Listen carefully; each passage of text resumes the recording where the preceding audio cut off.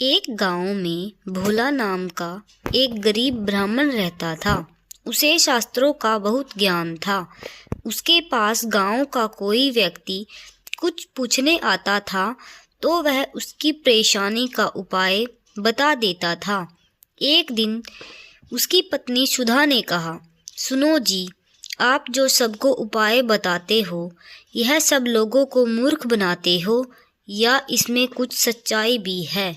भोला, तुम मेरी धर्म पत्नी होकर मेरी शिक्षा पर प्रश्न चिन्ह लगा रही हो। मेरी बात कभी झूठी नहीं होती। सुधा, तो फिर अपने लिए कोई उपाय क्यों नहीं करते? तुम्हें दिखाई नहीं दे रहा हम कितने गरीब हैं? भोला, अमीरी गरीबी की माया तो मेरे श्री हरि जाने, लेकिन एक बात है, उन्होंने आज तक हमें भूखा सोने नहीं दिया। सुधा, एक दिन ऐसा भी आएगा कि गांव में आपको कोई नहीं पूछेगा, तब भूखा ही सोना पड़ेगा। इसी तरह भोला भगवान विष्णु की भक्ति में लीन रहकर गुजर बसर कर रहा था। तभी एक दिन उसके पास एक सेठ जी आए।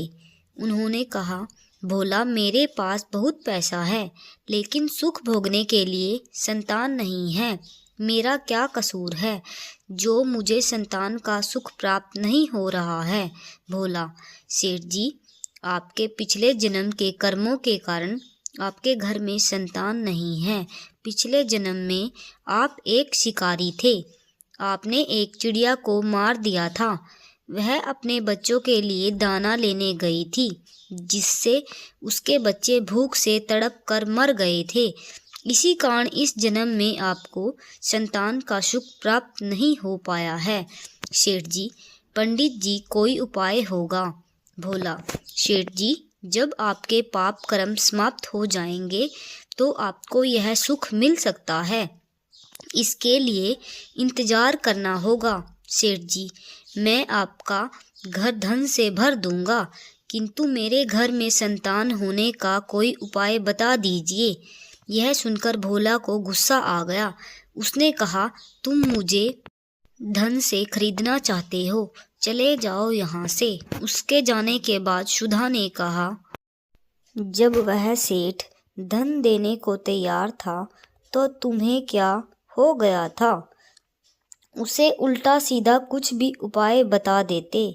भोला, श्री हरि विष्णु का भक्त हूँ, झूठ बोलकर पाप की कमाई नहीं कर सकता।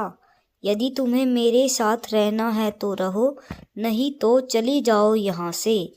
यह सुनकर सुधा को बहुत गुस्सा आया, लेकिन वह कुछ नहीं बोली और चुपचाप अपने घर के कामों में लग गई। जिस दिन से वे सेठ जी गए, उस दिन से गांव वालों ने भोला के पास आना बंद कर दिया, क्योंकि सेठ जी ने पूरे गांव में जाकर कहा कि वह तो लोगों को मूर्ख बनाकर पैसा ठगता है। ऐसी बातों को सुनकर गांव वाले भोला का विरोध करने लगे। कुछ समय के बाद भोला और सुधा की भूखे मरने की नौबत आ गई।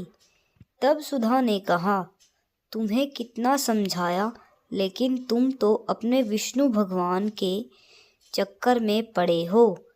अब जब हम जिंदा ही नहीं रहेंगे तो भगवान जी की पूजा कैसे करेंगे? कुछ और दिन बीत गए। अब दोनों से उठा बैठा भी नहीं जा रहा था। वे दोनों अपने घर में लेटे हुए थे। सुधा, लगता है मरने का समय आ गया। भोला, मुझे तो लगता है भगवान से मिलने का समय आ गया। तू भी आखिरी समय भगवान श्री हरि का ध्यान कर ले। भोला और सुधा दोनों श्री हरि भगवान विष्णु का ध्यान करने लगते हैं। उसी समय भगवान श्री हरि विष्णु उन्हें दर्शन देने के लिए प्रकट हो जाते हैं।